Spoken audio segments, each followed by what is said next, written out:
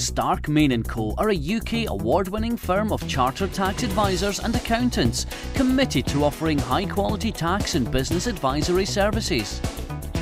With a committed and professional team, we have the focus and drive to help you change the numbers which are important to you.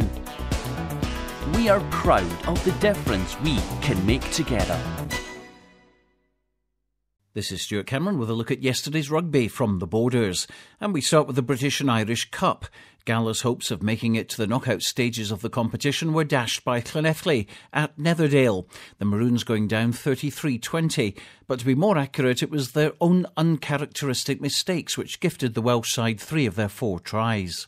As when they played them down in Wales, there was an 8-minute period when Gala leaked 3 tries, and that proved to be costly. They managed 3 tries themselves, with Andy McLean, Craig Robertson and Gary Graham all getting on the score sheet, with Lee Miller kicking a conversion and a penalty. But while coach George Graham was proud of his boys' efforts, he knew that the 3 late Christmas presents given to Llanelli ensured they would end up on the losing side. We gave 3 soft tries, as you say, and it made it really hard for us to come back. Some of the decision-making that we had on parts of this game was really, really bad. And then we never really got much of the bounce of the ball. A few times where we just made mistakes and they capitalised on, and they were very soft, as you say. But, I thought the boys stuck in. We had a better second half than we did the first. And we created a lot of chances. We just never turned them into points. And we just weren't accurate enough. Far too many errors. And, but it's still a good learning experience and a step up from last week. Reaction 2 from Gala hooker Russell Anderson. Glenathu are a very good team, very physical, they know what they're doing, whereas we just really need to step up to that level, and we need to be consistent throughout all the games. We just need to really buckle down and look at ourselves, and hopefully training will really push ourselves at training and go for London Scottish next week. You can see highlights of the game, including all 7 tries, later on today on Borders Rugby television at bordersrugby.net. Meanwhile, Gala end their involvement in the British and Irish Cup next week when they take on London Scottish at Richmond. Melrose were also in B&I Cup action and found the going tough in Wales, losing to Llandovery 34-12. It was practically over at the break with the Welsh side 27-0 up, but 2 tries from Bruce Colvin and Fraser Thompson, 1 converted by Andrew Skeen, gave them a 12-7 advantage in the second half. Melrose welcome Doncaster to the Greenyards next Saturday, kick-off 1:45. On to the Border Cup, and Selkirk got their 4th win out of 4 in the competition with a home win against Hawick 16-7.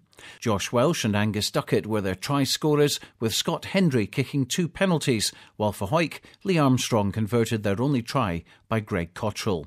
Here's Selkirk coach Ewan Robbie. Very happy with the result. Performance was great. The last 15 minutes were really up to our game, and Ewan McDougall came on and made a really good impact, to be fair.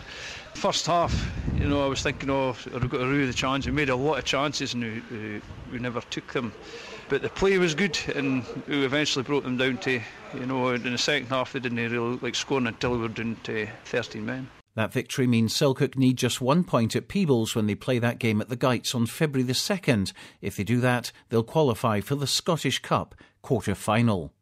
Also in the Border Cup, Judd Forrest won at Hawick YM 16-15, with the last kick of the match winning it for them thanks to the boot of Ewan Scott. Scott scored 3 penalties in all and also converted David Greaves' try, while for YM they scored tries by Michael Graham and Dean McCracken, with Gregor Welsh landing a conversion and a penalty. Here's Hawick YM coach Jamie McFarlane. Well, losing a game on the last kick of the game is obviously pretty tough to take. But we've been in a situation before where we've snatched it at the death like that. Ewan Scott, to be fair, hadn't kicked that well all day. I really thought he may well miss the kick. However, he's got it.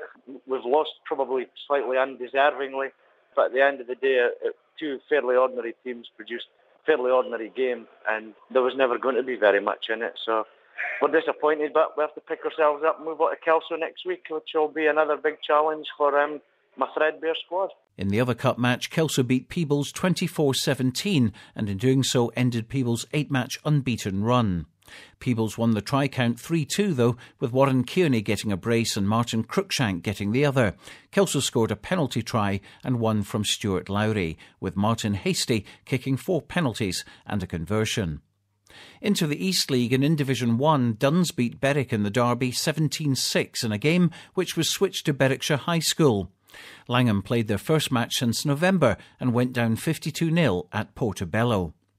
In Division 2, Earlston, Hoyk Lindeen and Hoyk Harlequins all won, beating Edinburgh Northern, Ross High and Lismore respectively by big margins. While in the 3rd Division, St Boswell's won 24-17 at Pennycook and Walkerburn lost at home to Broughton. Remember, for the news, results, video, audio and rankings, go to bordersrugby.net.